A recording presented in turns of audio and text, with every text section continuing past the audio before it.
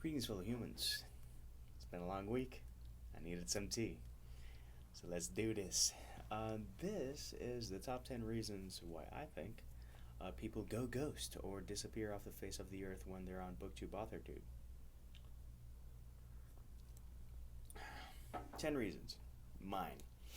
Feel free to agree or disagree in the sexy comment section down below. But number one would be life. On my occasion, in a recent video, I said that a lot of life events had occurred, and that's why I wasn't posting. I was posting on other social media, but in terms of YouTube, just getting the time and the mindset to look presentable and not completely flustered was impossible. So life happens. Sometimes there's a lot of work. Sometimes some people get sick. Some people, to be drastic, some people die. I don't think I know any fellow booktuber who has passed away, but I do know a lot of people on Facebook and Twitter and Google Plus that did pass away, and that was really heartwarming and sad and interesting to see the dynamic, because some people are like, this person cheered me up so many times in X or Y, and the reasons why people have passed away are very varied. Some have been, I've seen from cancer and car accidents to suicide. And, obviously there's a range of emotions, but still, life happens. It's not all about BookTube and AuthorTube. My second thing, return of investment. How much time you put into your BookTube channel and what you get out of it. A lot of us, to some degree, we all want either attention or connection. I think that's a fair assessment.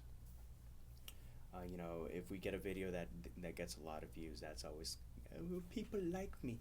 I think that's a natural reaction, and you don't have to feel bad about it, by the way. But a lot of time goes into what we do with these videos.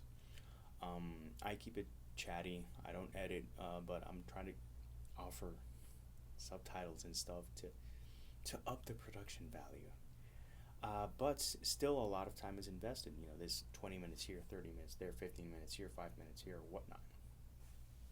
So, what do you get out of it? Sometimes what you invest does not correlate or comes short in terms of what you get back from it. And it's a fact. And sometimes you go like, it's just not worth it. And I've seen a lot of people that say, you know what, I stopped doing it because it just wasn't worth it for me. And it's a valid thing. And if you feel that way, you should stop doing it. Which leads me to point number 3, fatigue. I've seen people that are just tired from life in general. And doing this isn't necessarily easy. It's not that it's a huge challenge. It's not that, oh my God, or whatnot. But it does take time. And if you're like maxed out in everything in life, in school, in your job, or trying to find a job, actually, I've seen actually a couple of people in that journey right now, trying to find either a new job or find a job because they're unemployed. You're not gonna have time and energy to do a BookTube video. So. And that one's closely related to number 4 for me. 4 would be burnout. A burnout could be just energy, and it could be creative burnout. I've seen a lot of people that get to the point where they're like, what do you want to see? And it's like, if you get to that point, just 86 it. It's again, the return of investment.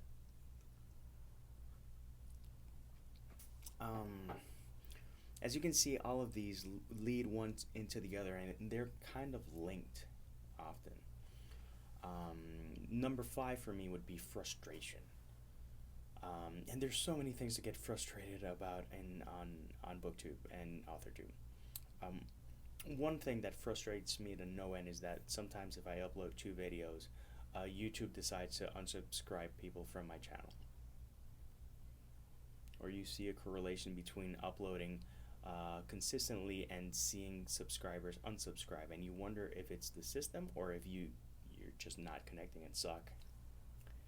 It's happened to me, and then some people have said, for some reason YouTube unsubscribed me from your channel, I'm sorry. And I go like, thank you, YouTube. It's like a lot of social media and Amazon and a lot of things make it really almost impossible to connect for some people. Other people find it extremely easy.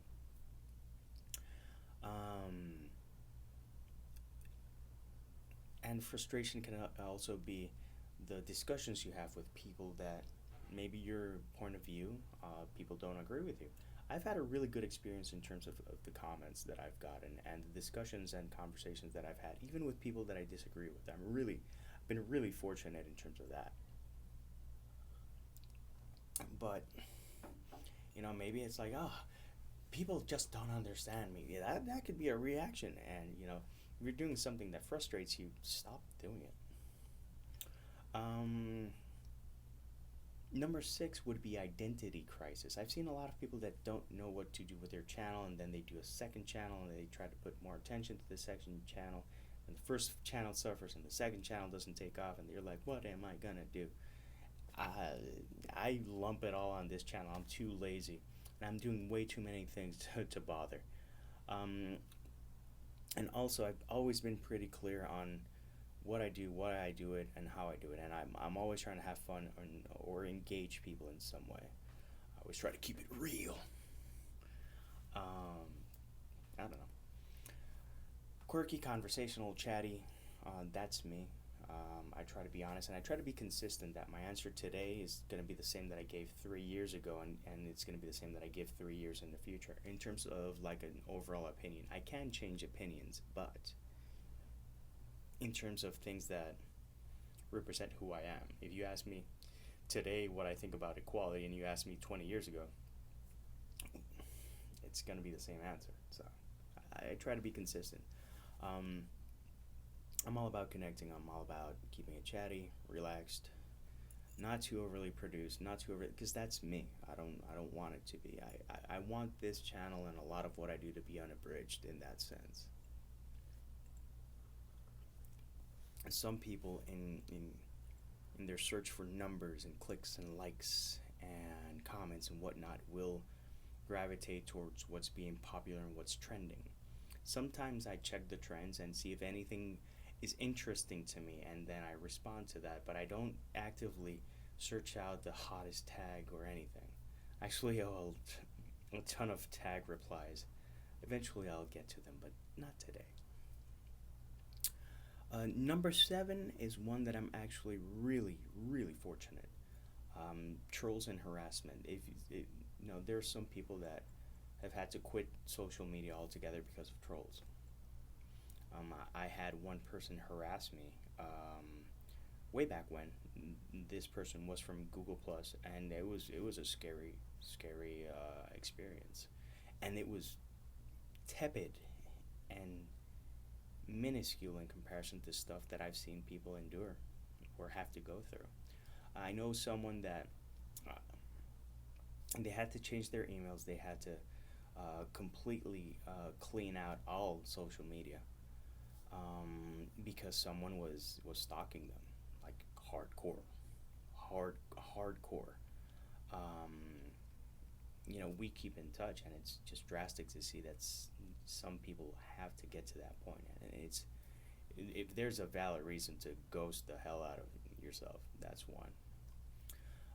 Number 8 is one that actually I've seen from a couple of people. Technology issues. I record on my phone. A lot of people do.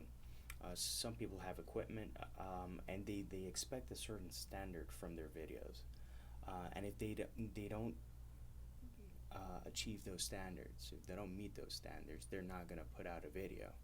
Sometimes a computer dies, sometimes a camera gets busted, sometimes your mic whacks out, and they're like, nah, screw it, it has to be perfect. And I'm like, okay.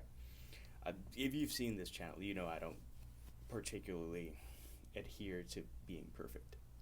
I just do it, and I just click record, wonk wonk wonk wonk, wonk wonk wonk, sip sip, wonk wonk wonk. That's pretty much my dynamic. Sometimes I play a song. Sometimes I do other stuff. Sometimes I take a banana and I record a stupid silly video because that's fun. Question number 9 is tied to some of the other ones, but tangible lack of results. Uploading a video and getting single-digit views is very frustrating.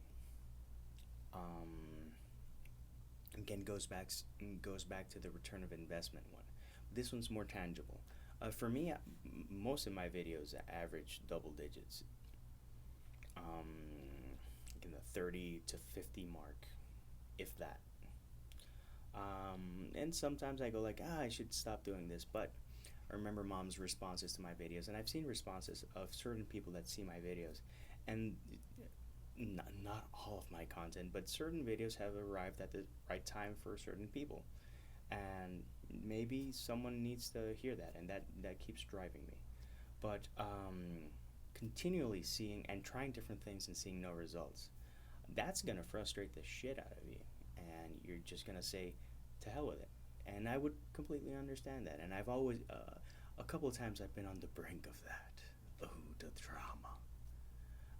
But it's definitely there. We do this, and we expect to have some sort of result in everything that we do in our lives. As an indie author, seeing lack of results is something that's, it's very near and dear and very recent, and I'll talk about that later. But it's something that's make or break. And the last one, number 10, time. Man, sometimes you're short on time. And although this is a lot of fun, there's a life to be lived. Sometimes it's better to live it. So, if you, for X or Y reason, want to ghost, then ghost. We'll be here. And the main thing is to have fun, whatever you do. If it's on BookTube, if it's on AuthorTube, if it's in life, whatever you do, have fun. If you stray from any path, have that one be the first one that you go back to, okay? So, with hot tea and good intentions, I bid you a good day. Peace, love, and maki roads.